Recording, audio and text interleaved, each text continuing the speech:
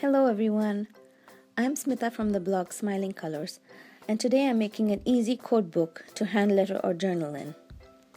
March happens to be National Craft Month, and if you are a paper crafter, or if you have ever been a paper crafter in your life, you have a stash of pattern paper and cardstock at home. Today I'm pulling papers from my stash and putting together a special book in which I can write down some quotes or motivational phrases. I've gathered a bunch of papers here. Basically, this is a great project to use up leftover bits and pieces of paper. I start by trimming paper down, and I'm adding a little scalloped edge to each paper rectangle here. Now I want to add just a hint of color to these, and I'm using Tombow's Dual Brush Pens for this. I'm using color number 850 here and color number 491. These are two really light colors, and I'm just going to color around the four edges. These two colors might actually be the Pantone colors of the year. I'm not sure, but they're pretty close. I just wanted to add a little bit of interest to each of these papers, and when you go in and quote in that, the whole thing will look a little more special. Now I'm going to repeat the process. I'm trimming a piece of 6x6 inch cardstock into two and adding another border along the bottom. Now I'm using dual brush pens in three pinks. These are color numbers 723, 703, 743. Starting with the darkest color, I'm going to color along the scallop, and then I'm adding another pink on top and finishing it off with the lightest pink.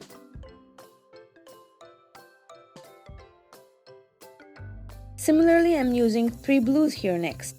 These are dual brush pen colors, color number 452, 493, and 476. These look really cute and special, and I'm sure some black lettering on this will contrast beautifully. These would also make awesome gift tags, don't you think?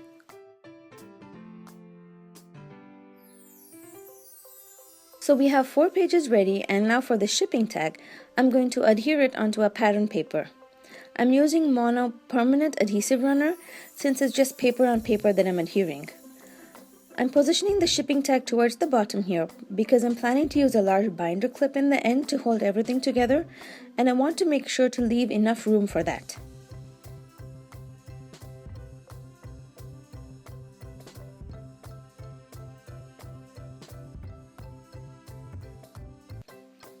I'm trimming the excess tag off using a pair of sharp non-stick scissors.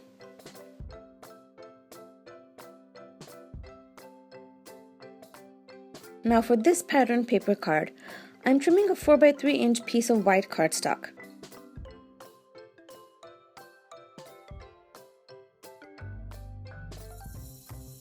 Just those two papers together looked a little boring to me, so I added a touch of color along the edges again, and it appears almost like a slight shadow. I'm reaching for the mono permanent adhesive again, and I wanted to point out that it has these ridges right over here. And that's where your index finger should hold the runner. I have many times held this one upside down and tried to apply the adhesive. It didn't happen while filming this video today, thankfully, but trust me, it has happened before. So look for those ridges and keep that side of the runner on top. The scrapbooker in me wanted to add a sticker to this page, and so I did, and this one says "Believe in yourself," and I will add a quote to this page that matches it. Next, I'm cutting down some scrap teal cardstock, and I'm going to adhere them onto these pretty pattern papers. This will give me a nice spot to practice my lettering in while keeping everything colorful.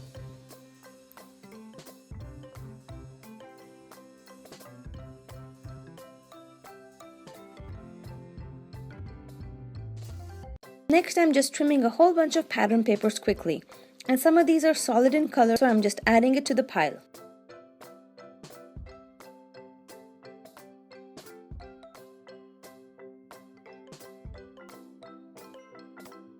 Some of them I'm keeping on hand so that I can add some color onto. To do this, I'm scribbling color onto my blending palette here. I've chosen 6 colors in rainbow order, and I'm slightly overlapping the colors as I move on.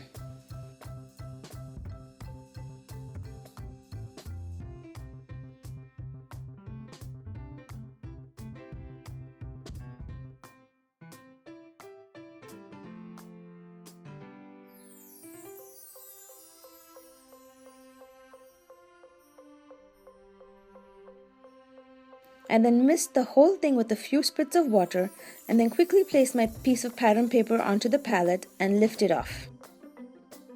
You can see a little bit of brown where the colors got mixed at the bottom, and I'm just using a paper towel to dab at it, and then I'm using the same paper towel to dry the whole paper. This technique works best on watercolor paper, but it turned out pretty cute on this pattern paper too. After it dried, I adhered it onto another piece of cardstock, and I actually already lettered onto this one, and you might have seen this video snippet on Instagram. I'm not using watercolor paper here because while lettering, I'm not used to lettering on watercolor paper, and I prefer plain cardstock. Now to finish off the book, I trimmed down a few more papers and I wanted to share these pens that I love to letter with. These are the Furunosuke pens by Tombow. I'm pretty sure I pronounced that wrong, but don't mind that. These pens are amazing for lettering. To finish off my book, I'm adding a colorful paper and I will be adding a big binder clip on the top. You could also punch 2 holes on top instead and add maybe a ribbon or a binder ring to hold this notebook together. I'm using the binder clips because right now I'm thinking I might share these quote cards, maybe as a gift tag or as a lunch note. I'm not totally sure yet. I might also add a few of these into my pocket scrapbooking album at the end of the year. And I can always go back and punch the holes and tie this together at a later stage if I want to. So you just choose what works best for you and go with that.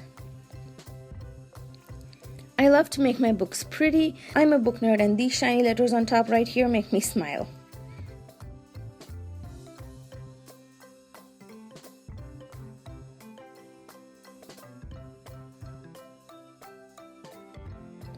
With the letter Q here, I actually lost the sticky back while I was getting it off the sheet it came in. Does that ever happen to you? Anyways, I'm just adding some of the mono permanent tape on the back of the letter and it's good to use once again.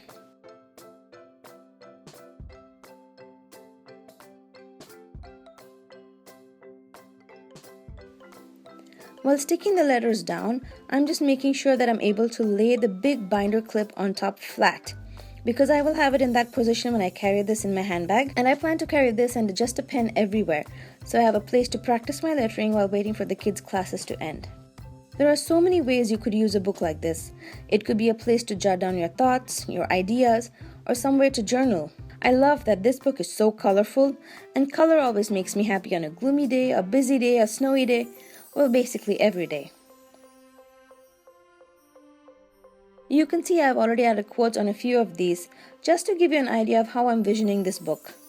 I will be sharing more photos of each page as and when I get them finished over on my Instagram handle, The Shiny Nest. But if you're looking for more hand lettering inspiration, be sure to follow Tombow USA. Their feed is amazing. Thank you so much for spending some crafting time with me today, and I hope this tutorial gives you some ideas for your own projects. If you like this video, give it a thumbs up, a share, or hit subscribe please. Happy crafting!